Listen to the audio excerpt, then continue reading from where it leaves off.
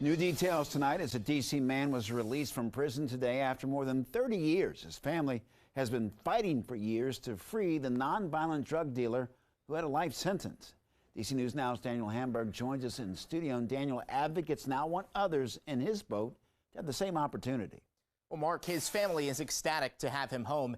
Advocates close to the family say for a nonviolent drug offense, he shouldn't have had a life sentence, and neither should others.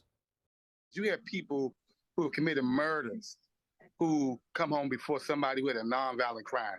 That's an injustice. According to the website freetonylewis.com, Tony Lewis Sr. was a part of a 29-person conspiracy in 1989, and he was the last defendant serving his original sentence of life without the possibility of parole, convicted at 26 years old of conspiracy to distribute cocaine. We have to address the violence in our community, but the answer is not mass incarceration, especially for nonviolent offenders. Ronald Moten with Unmute DC says it was a community effort to get him released, spearheaded by Lewis's son, Tony Lewis Jr. I've been working with him for years in the community for the returning citizen population. He's advocated for people like his father and young people who've never had a chance to go to prison to try to keep him out of prison. Under the First Step Act of 2018, a judge reduced his sentence to time served on Friday. Deanna Maria Lewis is president of the Washington Bar Association. And so there was an argument about, Tony Lewis Sr.'s compassionate release, about his age, about the fact that he had, a solid record as an inmate without incident. Tony Sr. is now 60 years old and a grandfather.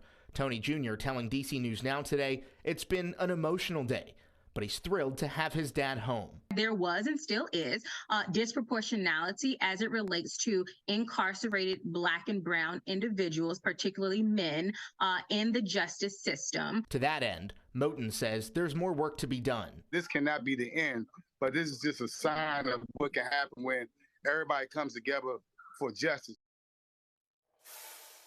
Now, Tony Lewis Jr. is a popular D.C. activist and an author. He wrote a book in 2015 entitled Slug, A Boy's Life in the Age of Mass Incarceration.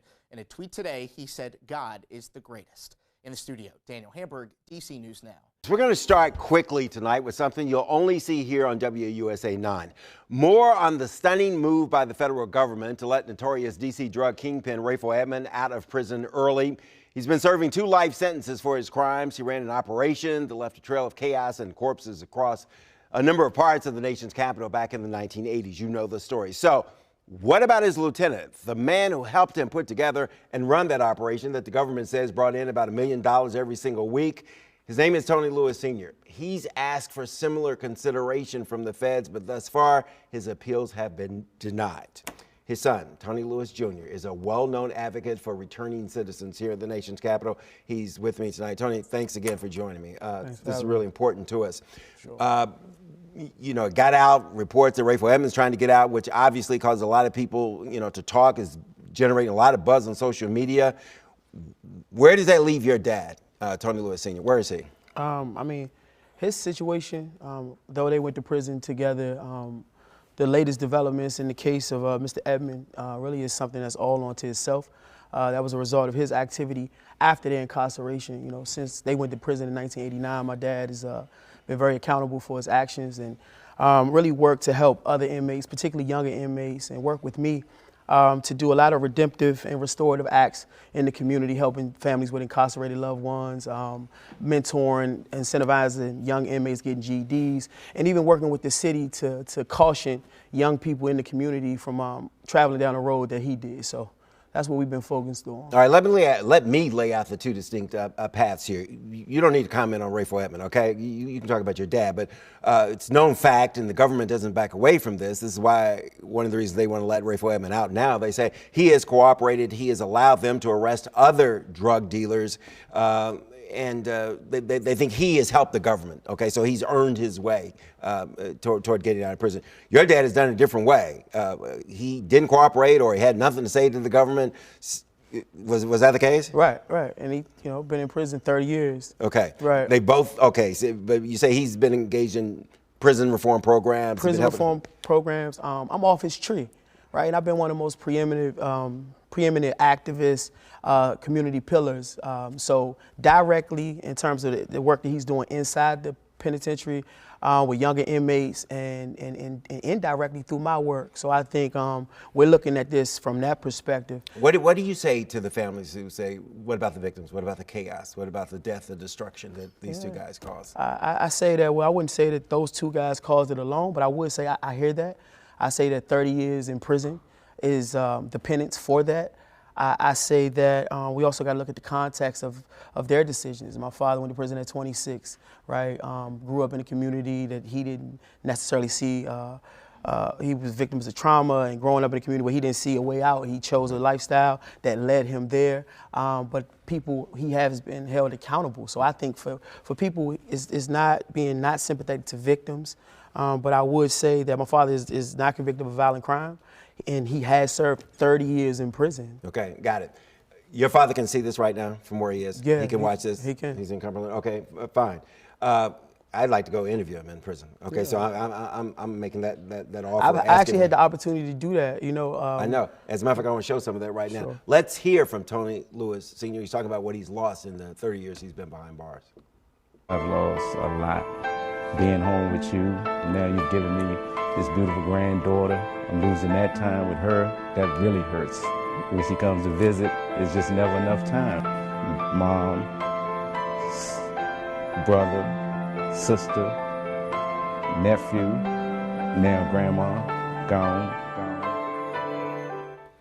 Now, the feeling on the part of a number of people on social media is that if Rayful Edmond is allowed out because he is a snitch, he couldn't come back here. He's in witness protection right now. Is your dad in witness protection or the general population? He's definitely in general population. Okay, and if he is able to get out on appeal or whatever, he would come back to Washington, he'd come home? He would come back to a household, my household, with my wife and his two granddaughters. My father is past criminal menopause, right? I would be able to connect him with all kinds of supports and reentry services. He would not be a threat to the community, and actually he would be an asset to the community to help increase public safety. And like at that, what you just shown was really a part of a PSA to young people.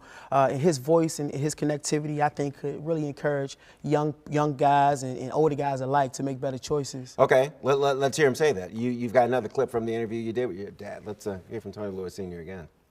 Assaults do happen in prison. Your property is taken in prison. You can be harmed, stabbed, beaten, and everything else in prison. Shooting guns out there on the street, think they gangsters and all that. You come here, you ain't got no gun. This is real life right here. Riveting, okay, powerful message. And we've seen in the past with, Black Men's Alliance, Peaceaholics and other groups that ex-offenders, have a role here and they can turn some of these young, guys in the street around. You see that as a role for your father coming out? Sure, absolutely. And I mean, in my work in helping returning citizens or working with returning citizens, I know the impact that my father has even had when guys come home directly from jails that they've been incarcerated with him, and talked about the influence that he had on them inside. And even he's created linkages and connected people with me in order for me to help them get on their path to positivity. So this is something that he's already doing actually inside. So I could imagine he and I together could be an incredible force in our city. What are his chances of getting out? I mean, Rayful Edmond has the government, the Trump administration behind him. They're going to go to a judge, Emmett Sullivan, federal judge, who's going to get this case, and they're going to plead on behalf of Rayful Edmond to let him out. Your dad doesn't have that kind of backing, okay? And I think you've made a case here, but what are his chances right now? Where is his appeal? If he can file for certain motions around sentencing reform, like the drug -2. But other than that, a presidential pardon is probably the next step. A presidential pardon. And if not, how much more time is he looking at it? He has life without parole. He's got life. And this is my father's first time in prison.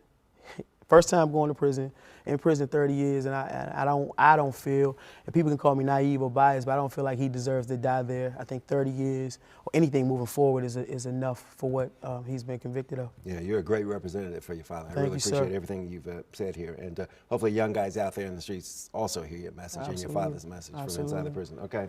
We begin tonight with a man who was released from a federal prison after more than 30 years. Our Annalisa Gale joins us now live in studio. And Annalisa, you spoke to his son today. Understandably, it's a very emotional day for them. That's right. Good evening. His son is thrilled to have his dad home tonight after many years apart. Tony Lewis Sr.'s release comes after decades of advocacy, supporters even creating a website to advocate for him. The URL is freetonylewis.com.